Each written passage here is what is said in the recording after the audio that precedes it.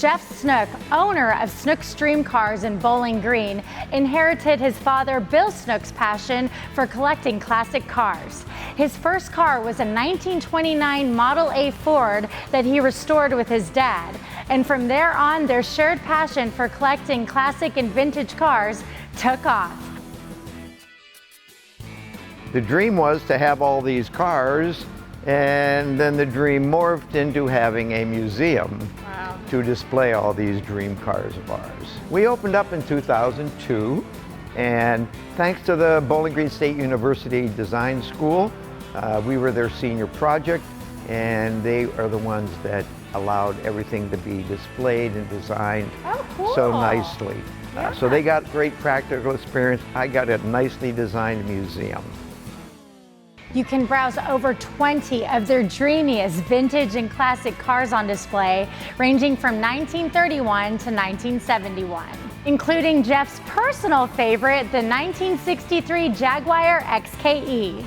We have the older cars on this end of the museum. Cars from the 30s displayed in an original general store, which the students designed and helped construct. Over on this side, actually right here, is our 1933 Cadillac. This is beautiful. Which is is the only full classic that we have in the collection, and a couple of Woody wagons. From the iconic 57 Chevy Bel Air convertible, we have a muscle car, a 66 GTO. We've got the always classic 65 Mustang convertible.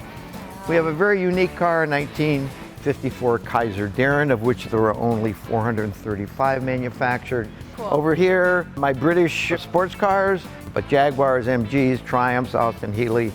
I like driving them all. They're all fun. I get them out. That's kind of my job, to exercise these cars. They're all running, reliable, and ready to go. Occasionally I'll take one out and there'll be a problem.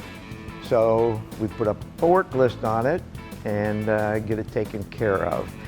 We have a full-time mechanic who not only takes care of our cars, but he also works on other people's cars.